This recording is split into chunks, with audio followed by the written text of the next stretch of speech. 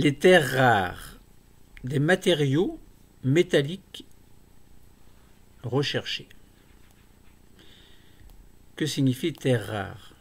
Rare, c'est quelque chose que l'on ne trouve pas souvent. Des terres rares, des matériaux métalliques.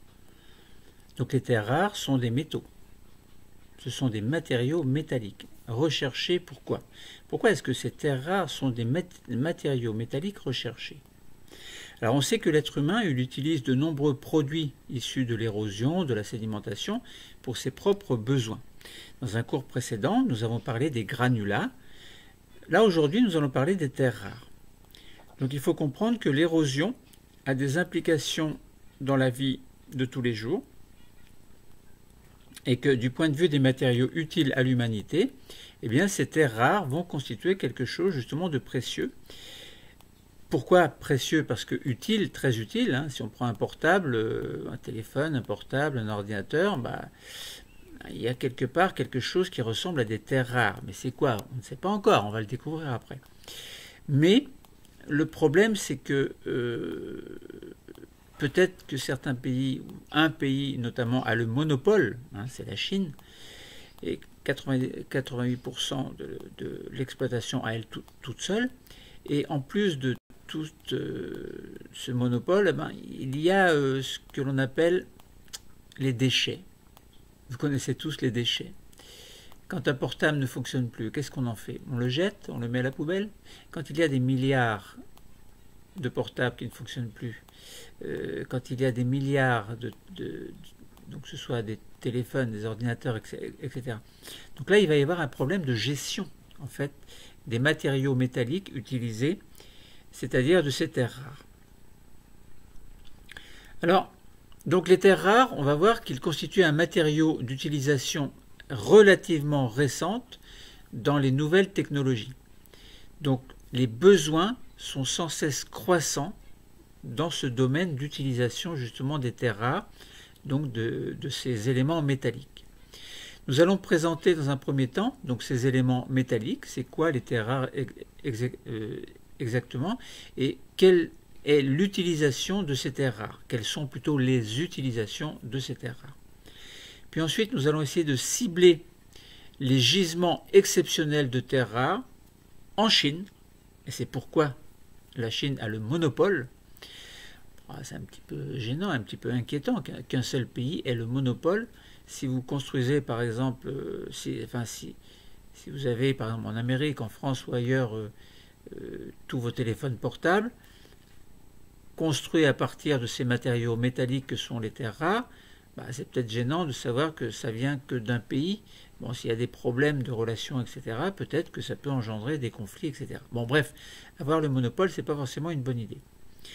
Donc il va falloir également aborder les problèmes environnementaux qui sont soulevés par l'exploitation des gisements qui sont rares, et donc si on exploite tous les gisements, il n'y aura plus de gisements, et s'il n'y a plus de gisements, il n'y a plus de terres rares. S'il n'y a plus de terres rares, est-ce qu'on garde nos téléphones, nos portables, nos PC, etc. Est-ce qu'il faut prévoir autre chose dans l'avenir? Est-ce qu'on ne pourrait pas par contre recycler ces terres rares qui ne servent plus à rien?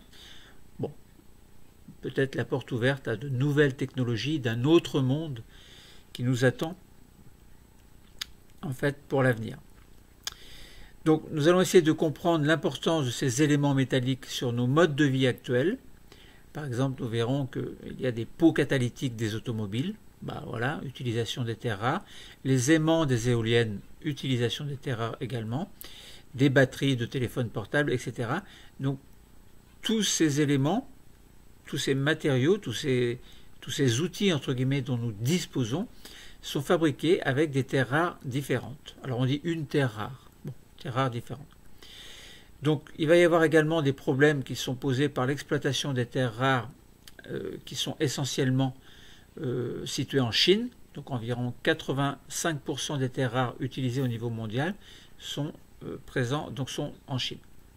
Donc il y a des ressources immenses qui sont exploitées tout de même de manière artisanale. Voilà, qui dit artisanat au niveau environnement, s'il faut prélever des terres rares dans un environnement précis, eh bien, ça veut dire dégradation de l'environnement et cet environnement qui est dégradé ne peut pas être réparé, évidemment. Donc pour les besoins mondiaux croissants également, donc on peut faire craindre à court terme le problème donc que pose celui du monopole économique par la Chine sur le marché. Voilà, c'est un gros problème. Donc recyclage des terres rares contenues dans nos déchets technologiques, c'est peut-être une solution complémentaire à l'extraction. Voilà, recycler quelque chose, les utiliser plus ou moins de la même façon plutôt que de les jeter et que ça se retrouve un petit peu partout dans l'environnement. Donc ça pourrait être des solutions innovantes. Bon, certaines solutions sont à l'étude, par exemple au BRGM, mais le recyclage, s'il peut être amplifié et amélioré, l'augmentation des besoins fait que cela ne suffira pas à résoudre le problème de la demande. Parce qu'évidemment, la demande est de plus en plus importante. Quand on pense par exemple aux satellites, aux fusées, bon, est-ce qu'il y a vraiment besoin de satellites, de fusées? Oui, sans doute, parce que la société est comme ça maintenant. Utilisation du cuivre, etc. Bon, de nouvelles ressources minières et des procédés d'extraction plus respectueux de l'environnement devront sans doute être trouvés, exploités en tout cas. Bon, essayons de préciser un petit peu les choses. Donc on parle de terres rares. Une terre rare. Alors, ça fait un peu bizarre de dire une terre rare. On va voir que ce sont des matériaux métalliques qui sont très recherchés dans le monde entier, enfin au niveau planétaire. Bon, les terres rares sont plus répandues que l'or. Il y a plus de terres rares que d'or. Bon, l'or est important. Voilà, l'humanité aime l'or, mais les terres rares également. Les terres rares sont très recherchées. On a dit tout à l'heure, la Chine, surtout. Donc la demande mondiale en terres rares, elle ne cesse de croître. Alors, on va essayer de se poser le problème, quels usages faisons-nous des terres rares et quels enjeux représentent ces matières premières? Parce que les terres rares sont des matières premières. Alors, est-ce que ça veut dire que si on se balade dans un environnement, on voit, tiens, une terre rare, on va le prendre, on va l'exploiter? Sous-entendu, un artisan va trouver une mine de terre rare et va l'exploiter. Bon, est-ce que ça se passe comme ça? Peut-être pas non plus. Donc, on va essayer de voir, de parler de nouvelles technologies, donc qui sont de grandes utilisatrices de terres rares, et nous verrons qu'il y a des gisements exceptionnels en Chine, avant de parler des exploitations qui vont poser un problème. Alors, les terres rares, ce sont 15 éléments métalliques que l'on peut trouver dans le tableau de Mendeleïev. Alors, le tableau de Mendeleïev, c'est un tableau qui est très célèbre, je ne vous en parlerai pas aujourd'hui, mais il y a une classification très importante et méthodique des éléments qui constituent ce que l'on appelle la poussière d'étoiles. Donc, 15 éléments métalliques qui vont posséder des caractéristiques chimiques très proches, avec des numéros atomiques qui varient entre 57 et 71. Alors, si on prend par exemple le lantane, l'exemple du lantane, le numéro atomique c'est 137, la masse molaire atomique, en grammes mol-1, c'est 138,9, le symbole du lantane c'est La, grand L, petit a, et le nom c'est lantane, L-A-N-T-H-A-N-E. Bon voilà, il y a d'autres exemples, comme par exemple Tb, qui serait le terbium, donc Tb, le terbium, avec un numéro atomique de 65. Un autre exemple, c'est celui du dysprosium, avec un numéro atomique de 66, donc dans la classification de Mendeleïev, il vient juste à côté, il est juste à côté. Un autre exemple, HO, qui est le holmium, bon, je ne connais pas tous les noms par cœur, holmium, qui a un numéro atomique de 67. Bon. Donc ce sont 3 exemples. Donc si vous regardez, il y a des terres rares légères et des terres rares lourdes.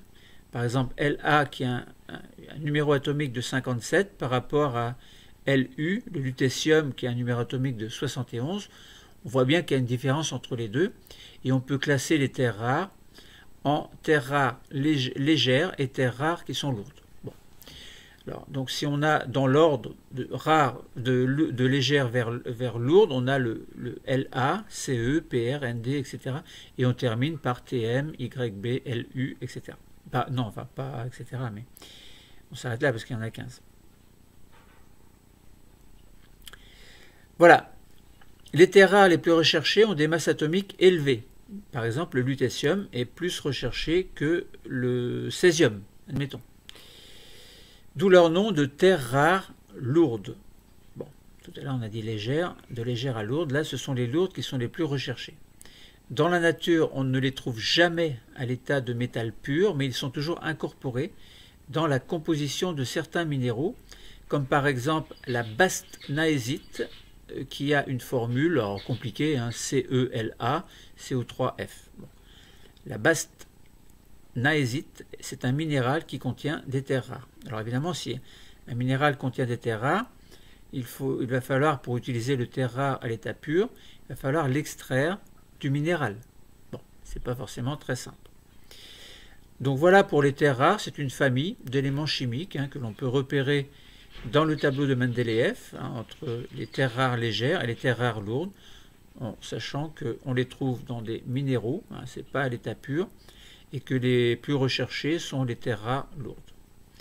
Maintenant, essayons de comprendre, donc de voir les multiples propriétés, enfin grâce à leurs multiples propriétés, donc ces éléments métalliques font partie de métaux dits stratégiques qui vont être utilisés dans les nouvelles, technologies.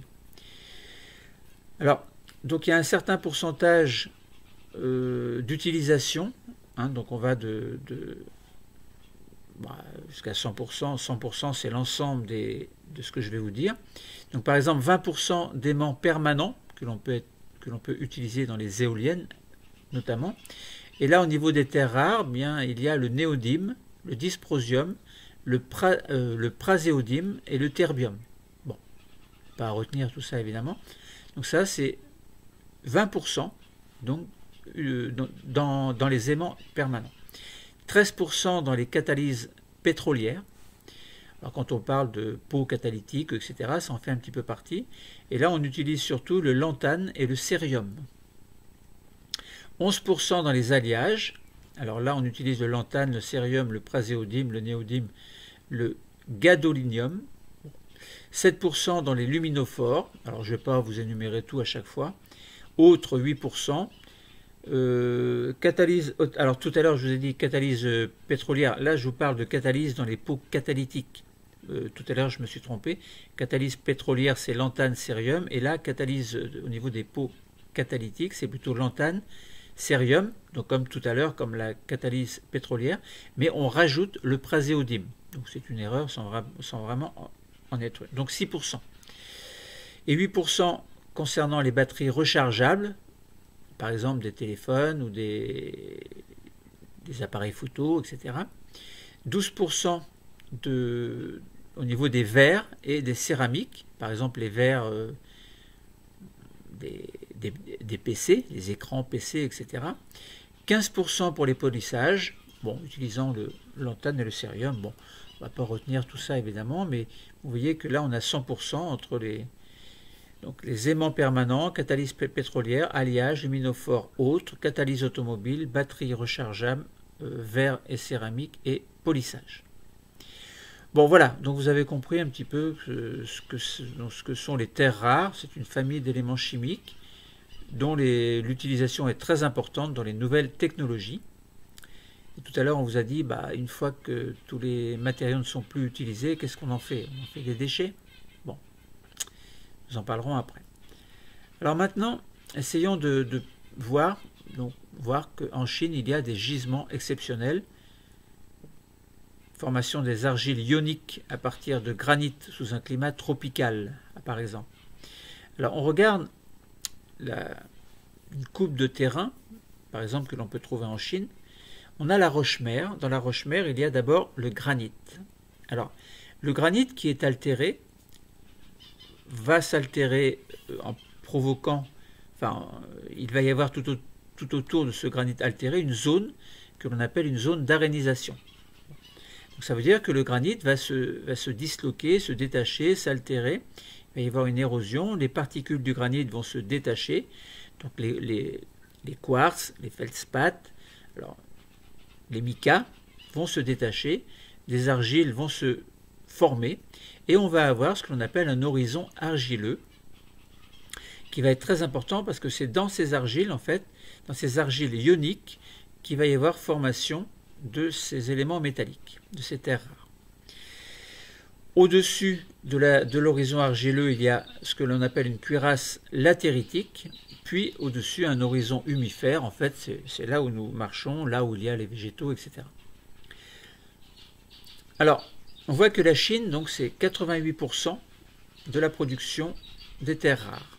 Bon, alors, ensuite vient l'Australie avec 5%, puis les États-Unis avec 3,5%, la Russie avec 1,9% et autres 1,6%. Autrement dit, on ne voit pas la France là-dedans. Donc la production mondiale des terres rares, on a 144 000 tonnes en 2014. Bon, on est en 2020, il faudrait revoir les choses, moi je n'ai pas regardé, hein, est dominée par un seul pays, c'est la Chine. La Chine possède des ressources exceptionnelles de deux types. Les terres rares légères, qui sont incluses surtout dans des roches volcaniques comme les carbonatites de Bayan-Obo, qui contiennent 60% des réserves mondiales, et les terres rares lourdes, elles qui sont beaucoup plus intéressantes pour la construction dans les nouvelles technologies, et sont contenues, elles, dans des roches sédimentaires. Donc ce ne sont pas des roches volcaniques, donc surtout terres rares légères dans les roches volcaniques, 60% des réserves mondiales. Les terres rares lourdes, elles, sont dans les roches sédimentaires, notamment, comme je vous ai dit tout à l'heure, dans les argiles ioniques, parce que les argiles font partie des roches sédimentaires. Donc, ces argiles ioniques, elles sont formées par l'altération de granit sous un climat tropical. Alors, malgré la faible concentration en terres rares lourdes, moins de 0,3%, ces gisements d'argile résiduels contiennent 99% de l'approvisionnement mondial. Voilà, donc la solution, ce serait peut-être d'utiliser, en fait, par exemple, les terres rares légères. Combiner les terres rares légères avec, lorsqu'il y aura la disparition des terres rares lourdes, bien combiner ces terres rares légères avec les déchets qui pourraient peut-être être recyclés. Bon, voilà. Alors ensuite, ces exploitations, évidemment, permettent de développer un marché mondial. Et ce marché mondial va faire en sorte que eh bien, tout le monde a ses téléphones, tout le monde a ses portables, tout le monde a ceci, a cela. Oui, mais avec donc l'évolution du marché, avec les nouvelles technologies qui progressent à grands pas, eh bien, on s'aperçoit qu'on jette beaucoup de choses en fin de compte. Donc il va y avoir des exploitations qui vont être jetées, un grand nombre qui va être jeté régulièrement à mesure que les nouvelles technologies progressent. Et donc qu'est-ce qui va se passer ? Si on n'a plus de terres rares lourdes, il n'y a plus de production possible. Donc, outre le risque économique élevé par l'hégémonie chinoise sur le marché de ces minerais, l'exploitation des argiles ioniques et ou des roches volcaniques contenant des terres rares, alors légères ou lourdes, hein, on a dit légères chez les volcaniques, lourdes chez les roches, dans les roches sédimentaires. Donc, par ailleurs, donc on voit que les réserves mondiales de ces minerais sont très limitées, tandis que la demande mondiale augmente à chaque fois de 10 à 20%, voire beaucoup plus selon les pays. Donc un épuisement de ces gisements va se produire assez rapidement dans les décennies à venir.